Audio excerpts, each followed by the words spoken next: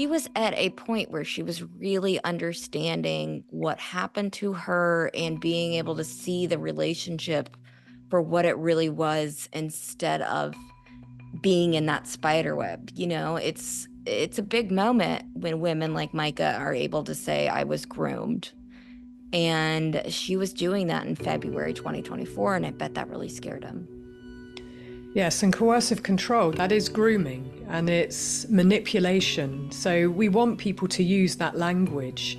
I really want people to understand coercive control so they can say, I am being or I was being coercively controlled. And then we understand manipulation, grooming, that things are very foggy for them, probably, because it's like being in a fog. When you have listened to that person, you trust them, you believe them, and you've done everything they said, and then you realize that they're a bad actor, they're not acting in your best interest, that gaslighting. It can be very confusing and very conflicting. So to take that step for her to leave, I mean, really, she left with nothing, right? Because the church, that's where she worked, she lived with him, she was really under his spell in that environment financially, when he didn't pay her, where he sacked her, where she was very dependent on him. So to move away from that, where the cars, all came from him because he controlled her in that way. So she leaves with very little and she's trying to re-establish herself. And that is a very difficult situation for anybody. It's very lonely, it's very isolating. And I believe he kept trying to get her back, just like he did with Alison. So we do have a pattern where Alison said that he did carry on trying to get back with her. And by the way, for me, Mica and Alison just look like sisters, although Mica obviously is much younger. And I thought that was very interesting, that when I saw two pictures of them together. But Alison said that, he wanted to win her back. He was stalking her, basically. So that word stalking, a lot of people don't use it. But interestingly, when Mica separates, he does the same thing, trying to get her back, but using actually very divisive tactics and scary tactics, like razor blades on the car, on the tires and the tracking devices. But there were lots of other tactics, weren't there? I mean, she had left him before, I think it was November 2022, correct me if I'm wrong on the date, but she had left and gone to her sister's, and then he created Merry Hell. And from there on out, he had threatened to end his own life. He went round the power and control wheel trying to get her back, and Charlotte was actually involved in a number of those text messages. And maybe that was a tipping point again in their relationship, where she's trying to get away and he creates all these problems to manipulate her, to get her to come back. And I think, the separation, we know it takes at least 7 times for a woman to leave the coercive controller, 7 times to free yourself successfully. So there were other attempts. Perhaps you can say something about that, Mandy, and just that period of time, and then the mental health facility that she was put in by him, because these two things quickly followed each other, I believe, in terms of a time sequencing. Yeah, the timeline is a little confusing, but it sounds like everything pretty much erupted in their relationship around November 2022. They got into a very heated argument that ended up being over something very silly. I guess JP really liked to take gummies, and like weed gummies, I don't know, some sort of gummies. And he would get kind of weird and ask Mica weird questions. And this night in particular, he asked her over and over and over again, if you were to kiss a girl, who would it be? And she wouldn't answer, and finally said Charlotte, because she's my best friend and she wouldn't tell anybody. And it flipped a switch into his freak out mode of he started saying crazy things like, oh my God, my wife is gay. You love Charlotte more than me. You're going to go live with Charlotte, and just a absolutely horrifying fight they got into in November 2022, to the point where Mica said, I'm going to leave and go to my sister's. Her sister lives across the state, and she said, I need some time away. That night, Mica texted Charlotte and said, hey, just to let you know, JP and I got into a big fight, and I'm gonna stay at my sister's from now, and I don't know for how long. And Charlotte didn't even know what the fight was about, and she said, "Okay, if you need anything." And pretty soon after that, JP started texting Charlotte and Mica and said, "I want you to hold me accountable." And just sending these very threatening, very scary text messages about him having a weapon and him coming to her. And he was threatening to throw out all of her stuff. And Charlotte was obviously extremely concerned and didn't know what to do, ended up sending her husband over to JP's house to make sure he was there. It was a very chaotic night. Her sister had to call the police twice, and it was in the police.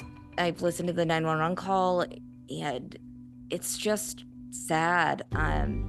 Her and her sister are extremely level-headed, and they know how important it is to document the situation. They know that the police can't do a whole lot, but they're saying there's a 6-year-old at this house, and he's threatening to come here with a gun. Terrifying. And right, so this is the defining moment of their relationship. And this is when Charlotte starts to realize, oh my God, there's something really, really wrong with Mica's relationship.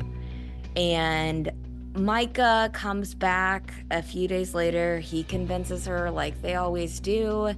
And this time, Mica and her family, Mica actually was able to go to the hospital with her family.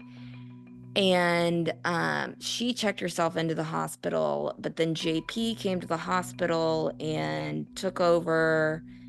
And there's a police report of him doing all sorts of crazy stuff. She eventually got out of the hospital. As these relationships usually work, like you said, you have to leave a lot of times. So she went back because, again, she had no money of her own. She had no life. Her life was also the church. Her life was intertwined with his. And she told Charlotte this a little bit later on, but she said, "Charlotte, like when I met JP, I didn't even know what I wanted in a husband. I was so young, and I didn't know what I wanted with my life. And now I'm getting it, and I went out." But it took her a while. She went to Kansas for a few months. She has family in Kansas in 2023. And things got better for a little while. She eventually came back to JP. But in October of 2023, Mica called Charlotte and said two things. "I'm going to Kenya. I'm going on this trip that I've been wanting to go on for a really long time." And it was a mission trip with JP's church. And she said, "But I also, his church is paying for it. But I'm going to go." And she said, "And I'm also divorcing him, filing for divorce." And good for her on that note. And Charlotte and Mica kind of had a giggle as to, haha, like, good for you. Go to Kenya and get your independent and find what you want in life and figure that out. And I'm so proud of you for filing for divorce and making that step. But while in Kenya, because she was with people from his church, people from the church convinced her to get back with JP. And they kind of brainwashed her, it sounds like, when she was over there. And gosh, that just hurts me because she could have, you see the would have, could have, should have so many times in these stories. And it makes it, I hope that the people realize what they did with convincing a woman to go back to a dangerous situation like that. But she went back. Mica says in February of 2024, things started to get really bad again, and he involuntarily hospitalized her at that point for several days. And we aren't exactly sure on the details with that because she said in a police report that it was involuntary. We can't find any like official reports that say if it's voluntary or involuntary, but she says that he forced him to go. And things really started breaking down from there. Charlotte said that she knew that she was at the point that she wanted to leave, but just didn't really know how. And like you said, the money and finances were really, really hard for her. She did move out. I'm not sure around that time. She moved out and got a roommate in an apartment and started working as a waitress and really liked her job. And but then in March or February, earlier in the year, something happened with the initial divorce filing and it was canceled or dismissed. People say that JP convinced her to withdraw it. It's really hard to tell from paperwork, but uh, the divorce was dismissed, but she was still living separate from him. And that's when the police reports start coming. That's when she applies for a restraining order.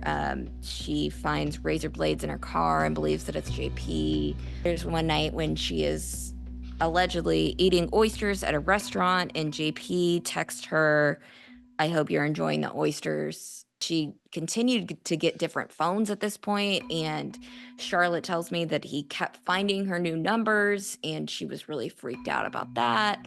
Just really, really scared. So you see just this escalating behavior really heating up and getting extremely scary in March and April of this year. She called the police multiple times for not only razors in her car, but trackers. She was finding trackers on her car. Her roommate found a tracker on her car. And again, the police just dismissed it over and over. And at the same time, JP was filing police reports against Mica and saying that she stole from the church. And guess what? The police were taking that more seriously than anything that Mica reported.